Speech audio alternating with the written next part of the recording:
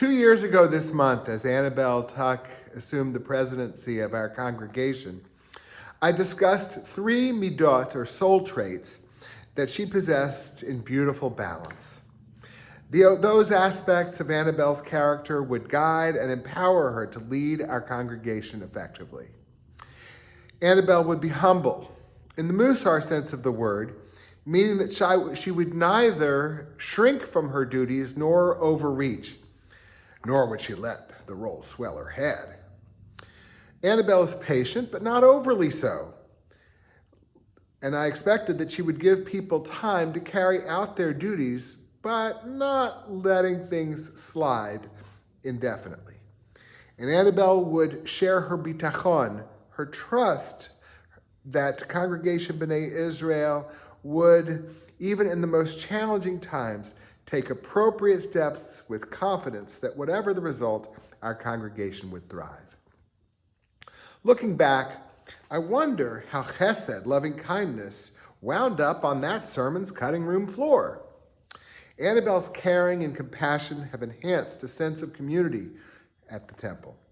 More than a few people feel welcomed and cared for at Congregation B'nai Israel because of the multitudinous ways that Annabelle has taken care of them. And how could I not have spoken about Annabelle's tzedek, her disposition toward justice?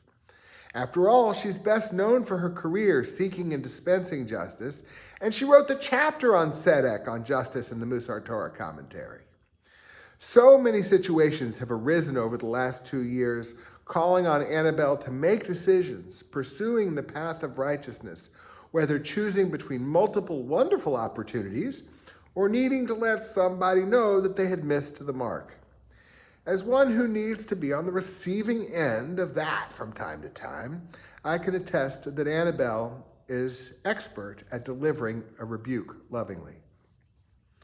On other occasions, Annabelle has had to select the least unpalatable among an array of less than ideal options. Life is not always a bed of roses, and that's also true in the life of a congregation. One may be tempted to throw up one's hands or put on blinders when faced with bad choices. But Annabelle had been there before, many times, on the bench and in other aspects of her life, and that experience has served our congregation well. Let me mention 2 unhappy circumstances that Annabelle had to confront when her tzedek, her sense of justice and righteousness, redounded to the congregation's credit. As she entered the presidency, Annabelle knew, as did the board, a sad fact that could not be made public at that time. Our congregation's leadership had embarked on a rabbinic ethics journey that was likely to be divisive. When we received an apology from the CCAR about a matter that took place in the 1980s, and then an ethics committee decision in March of 2023, Annabelle could have chosen to keep those matters quiet. Yes, the latter would be on a public website, but one could hope that few in our congregation or in Central Arkansas would see it. All the while, an entirely different matter has faced our congregation sharply throughout Annabelle's presidency: the challenges of our magnificent but aging building. Over the course of decades, repairs have been made when systems have failed. However, just as in most of our homes, maintenance and modernization have sometimes been deferred when money did not absolutely have to be spent. In both cases, Annabelle made tough decisions with only bad choices. She chose the welfare of survivors and potential future victims at the risk of disharmony in the congregation. She has advocated for addressing the well-being of our facility as we approach our 50th anniversary on Rodney Parham Road, despite knowing that will require funding that is not currently in our congregation's coffers.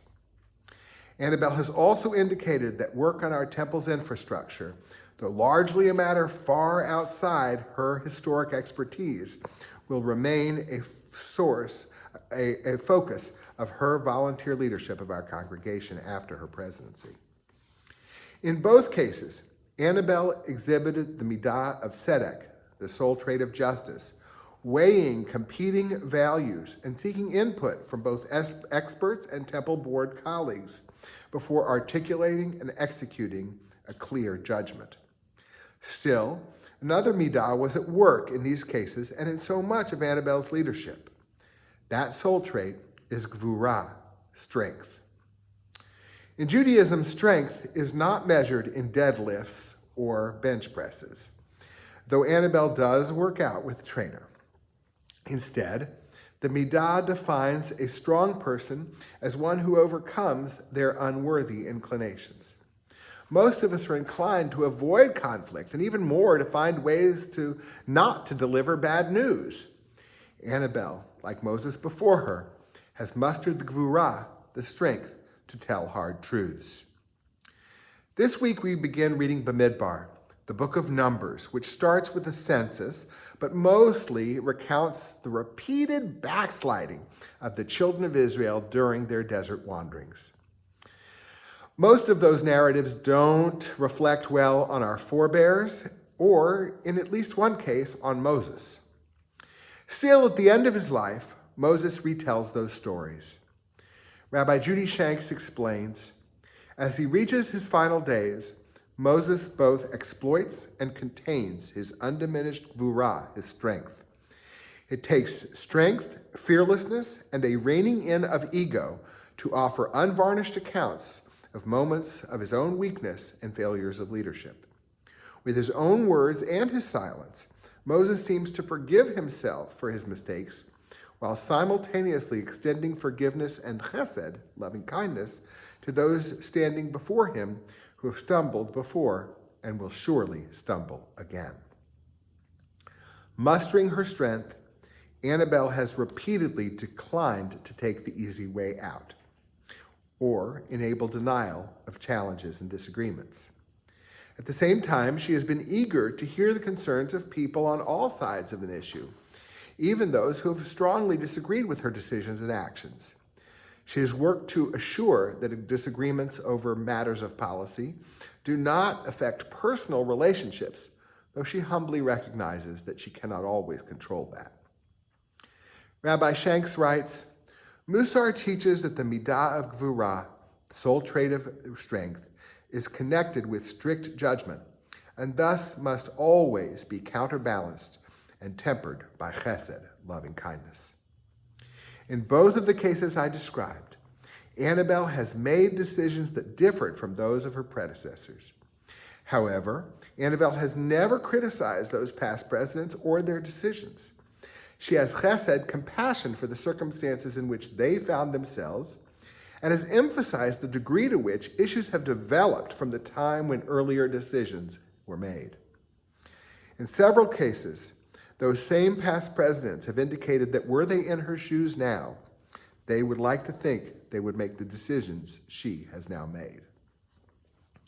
Annabelle's bitachon, her trust that the temple would thrive even in the aftermath of adversity, has been realized. At the annual meeting in just 11 days, but who's counting, I will have more to say about the happy place where we find our congregation only 16 months after a real low point. With her balanced humility, her not limitless patience, her abiding trust, her unimpeachable judgment, and her remarkable strength, Annabelle has brought great blessing to Congregation B'nai Israel. Now is our turn to return blessings to her.